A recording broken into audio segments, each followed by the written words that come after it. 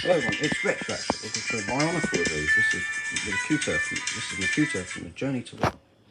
Right, so this was released, well, it was kind of released by LEGO in 2016 as part of the end of BIONICLE Generation 2. This is the Journey to One Makuta. Of course, this is how he appeared in the final episode of the Journey to One, the Netflix series. Now, this guy was revealed just before Generation 2 was cancelled, because right after his appearance in the final episode, LEGO announced the cancellation of BIONICLE Generation 2. They also revealed that this guy would never be released as a set, and his mask, the mask Ultimate Power, would not be released, and there would be no instructions provided for this guy. So that left everyone to make it for themselves. So that's the story behind this guy, and because of that, I never got around to making it until just this year. In fact, just earlier this month. So here he is, and I'm really pleased with it. Of course, mine is using the mask control, which is one of the ways LEGO did show it officially. But they did also reveal the prototype for the mask Ultimate Power, which is technically a 3D print. I'm just going to take it off. There it is, there's the mask of control. Now this comes from one of the sets you needed to build this guy, which is Umarak the Hunter. 7 sets are required to build this. Onua, Uniter of Earth, Tahu, Uniter of Fire, Ikir, Creature of Fire, Lord of Skull Spiders, Umarak the Hunter, Umarak the Destroyer, and Skull Grinder, Mask Maker versus Skull Grinder. So that's all the sets you need, of which this came from Umarak the Hunter. I really like the mask control. It's got these really cool elaborate runes on there and everything. It's a really cool looking design. It's one of my favourite masks from this version of BIONICLE. And you can see, taking it off just reveals the normal G2 head, the normal BIONICLE head, and we've got the shorter eye stock, which is interesting. The final wave used the longer eye stock. Now we have a function here with this blade weapon. It slashes, that's pretty cool. And here, there's a gear function on the staff. It rotates these Ikir Creature of Fire blade pieces. This ball joint piece here is an extra add-on. It was not included in any of the sets. This was actually a bit the BIONICLE team added on after using up all the other ones. So this is actually an extra piece that wasn't included in any of the 7 sets to build this guy, because they'd used all the rest of these up. So that's that. Also, a few bits that are incorrect. This should be gold, just like these ones on the arms there, the piece of unification. These crystal pieces should be Tahu's. I'm using Onua's. There's a few bits like that, because I don't have all the sets to build this guy. And we have this piece here. The staff is really impressive, looks pretty cool. Though in Journey to One, he was wearing it, he actually held it in the other hand. We've got these Bow-Rock eyes here to form the thumb, and we've got these translucent orange pieces. Got the Skull Grinder horns at the bottom here, and a gear piece, which is an interesting look.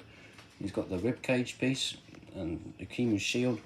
We've got the translucent orange eye stock. We've got the 2015 armor, and we have the shadow trap pieces and the skull warrior pieces on here. And we have this battle skirt. Now there is also a chain that links up, which is what these tan pins are for. You have a mask chain that goes around, but that wasn't in the official Journey to One depiction. The only issue with this guy is the battle skirt, and he's incredibly unstable and wobbly and very top heavy. We have a beast jaw there as well, which is quite an interesting usage of that piece. It does have another function, the standard gear function, of which is very interesting here, is that he uses heads for connectors. I found that very interesting. Now, there is actually another function, which is the gear function. As you can see, his arms move, like so, pretty cool. And we have two Skull Basher 8-blade axe pieces down there. This piece should be black. It's not because I ran out. I've got the BIONICLE connector pieces here in the CCBS version. Now this bit is kind of interesting. We have this Ikir Creature of Fire head here, which I need to move. Another problem I have with this set is there's a lot, alongside with it being really unstable in places, a lot of bits just want to move around. That makes quite a cool looking back piece. There are meant to be Umarak the Destroyer horns that come out of here on both sides, but I don't have that set. Now this piece is interesting because as you can see it moves around, but all it does is provide a bit of back armour. But it's kind of pointless because it doesn't connect very well. But I can see what they're trying to do there. It does cover up a nice gap, but it just moves around. And you can take the staff out. As you can see, it's really impressive. And most of the time, it's probably best to use it to hold them up. And if we put the mask control back on, that is Makuta from the Journey to One. A really cool figure. Like I said, it was never an official set from LEGO, but it was an official combination model.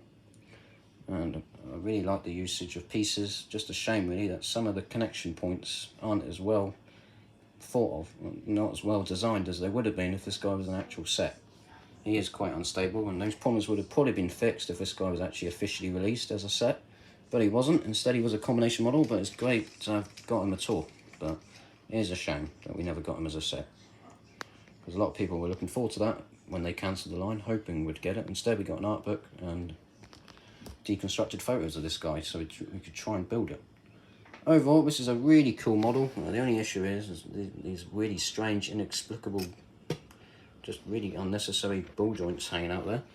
But it's really cool. I love the usage of the Lawless Skull spinded pieces there. Only problem is these parts are a nightmare to attach when building it, and if you ever try and move these upper legs, bits are just going to fall off. Same with up here, and there's just loads of bulk to this guy. He's really bulky. Unlike all the other Generation 2 figures, really cool. He's got a really cool and distinct look, and he's my favourite of the BIONICLE Generation 2 models, and he's the final model for the whole line. He's the final model released for BIONICLE.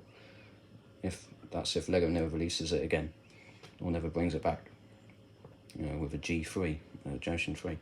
Overall, really cool. I love the usage of the skull slicer, warrior, grinder, blade pieces. And overall, it's just got a really cool look and stature, and he's just a really impressive version of Makuta, which is the version we saw, and this is how he looked in the Journey to 1. So that's pretty cool, minus the mask ultimate power, which you can get off Shapeways. I did try that at one point, but it never worked out, unfortunately. Such a shame we never got the official mask. But at least there's a version to get if you want it. Anyway, this has been Retroaction with the BIONICLE Generation 2, the Journey to 1 Makuta. A really cool combination model.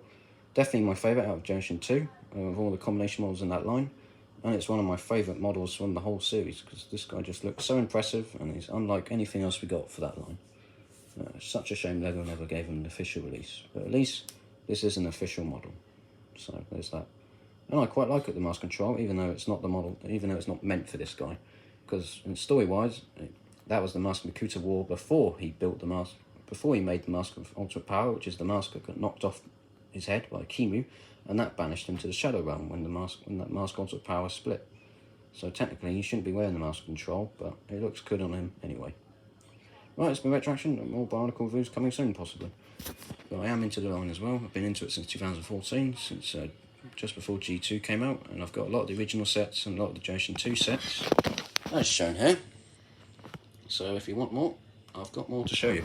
Alright, it's been Retroaction. Thank you very much for watching. This guy isn't actually as big as Ultimate Doomer, a form of the original Makuta Pterodax, which is probably the largest form, another combination model from 2004 from the Metronui era. So this guy isn't actually that big. He's not the biggest combination model, but he's definitely one of the biggest from Generation 2. Definitely the biggest Generation 2 figure. Anyway, it's been Retroaction with BIONICLE, the Journey to 1 Makuta. Definitely build him. It's not going to be for everyone, because he is unstable, and posing him is a bit of a nightmare. But once you get him posed, he looks great on display.